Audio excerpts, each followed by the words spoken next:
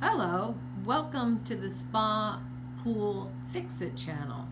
Today we're going to talk about 110, or what they call 120 versus 240 tubs. 120 gets plugged in an outlet with a GFI cord.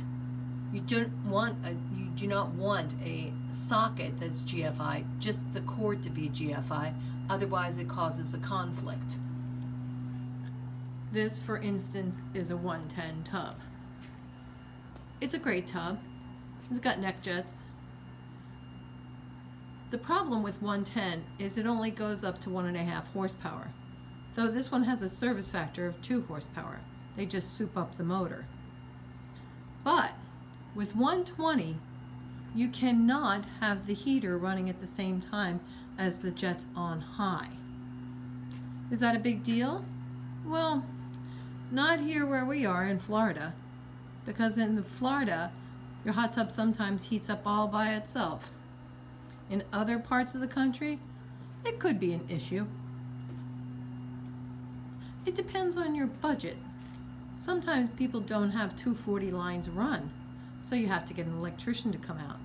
And it comes from their panel, their electrical panel, wherever they may be, all the way out to where the tub is going to be. Wire is expensive. Then it has to have a GFI hookup, which keeps the tub from having any problems when you're in it. It will shut down if there is a problem.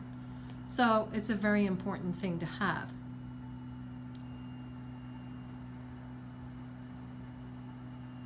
The other issue with having just a 120 tub instead of a 220 tub is how long it takes to heat the tub up. It takes, well, for this tub could actually take almost 8 hours in the state of Florida to take temperature from hose and put it up to maybe 100. So that is a downside. But how many times do you empty out your tub in a year? Probably once. So if you're emptying your tub every 6 months, once again, do the numbers. Get the electrician to come out. Get an estimate.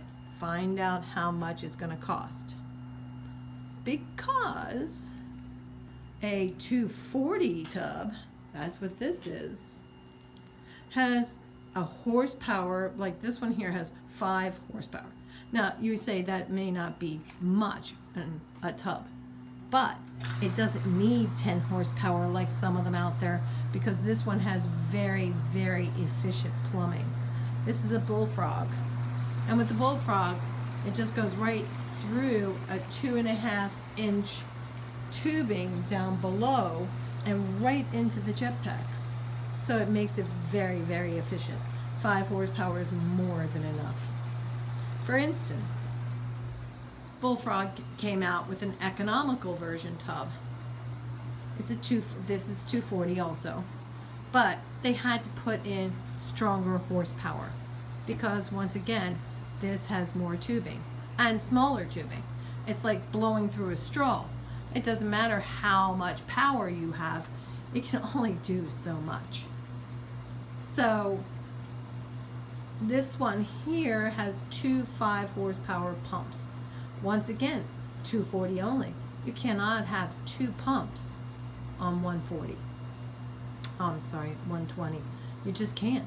It will not work. So once again, power. 240 spells out power.